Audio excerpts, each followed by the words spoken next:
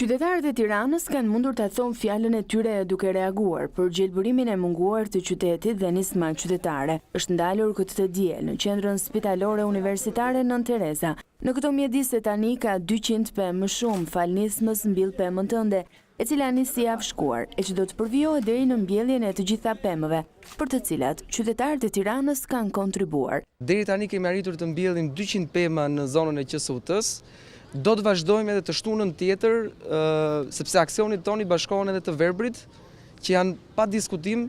banorët më të përjashtuar të këtij vendi.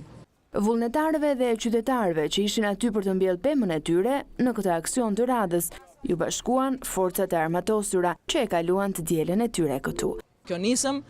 do të përhapet në të gjithë Shqipërinë dhe është me të vërtet një nga shembujt më të mrekullueshëm,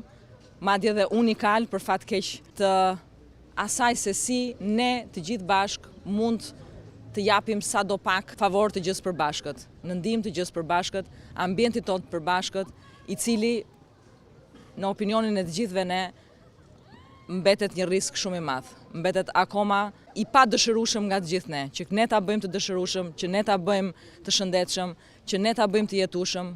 ne duhet të mbështesim dhe të jemi pjesë e nismave si kjo e sot. Ne kemi për detyrë që të sigurojmë së pari furnizim normal me barna,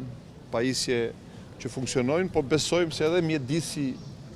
i spitalit është pjesë e rëndësishme e kujdesit që japim. Për javë me radhë nëpërmjet një fushate në rrjetet sociale u bë e mundur që mbill pemën tënde të te i kalonte çdo parashikim dhe që në qindra kryeqyteta siç që kontribuan, e secili prej tyre ka mbjell e do të vijojë të mbjell pemën që do të mbajë emrin e secilit kontribues.